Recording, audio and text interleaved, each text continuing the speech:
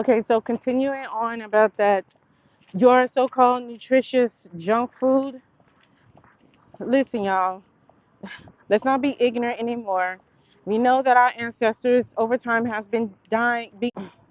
Okay, so continuing on about that with the so-called nutritious junk food, we know that our ancestors, relatives, or ourselves have been hospitalized or been sick, been on medications, all these things that we've been relying on. Goodness. Anyway, has been relying on, you know what I'm saying, to maintain our health. But this nutritious, so-called nutritious junk food, Chipotle, all of that don't matter. You know what I'm saying? We already know, many of us, about the unclean foods and unclean meats, but and we also know about if clean meats are defiled, and also about the pesticides, GMOs, splicing, all of that with the vegetables and all.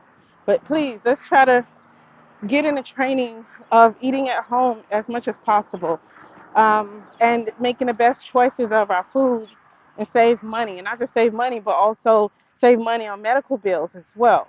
Eating whatever we want, saying that, as I hear people say a lot, oh, well, we're going to die anyway. We're going to die someday. I hear that cliche talk so many times, and I'm sick of it. We do not have to die in such a way that we don't have to. We have a choice. We have a choice how we want to live and how we want to die, yes. But what about your children? What about everyone else that you care about?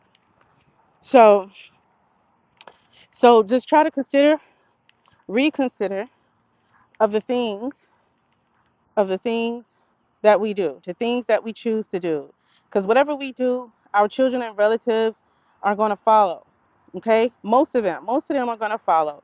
You know, especially if you're one that cook for your family. You know, they're going to eat whatever you feed them, and then you're teaching them that this is the way to eat, whether good or not. So all these pesticides, all these chemicals in the food, school is out, yes, but school is going to start back up again.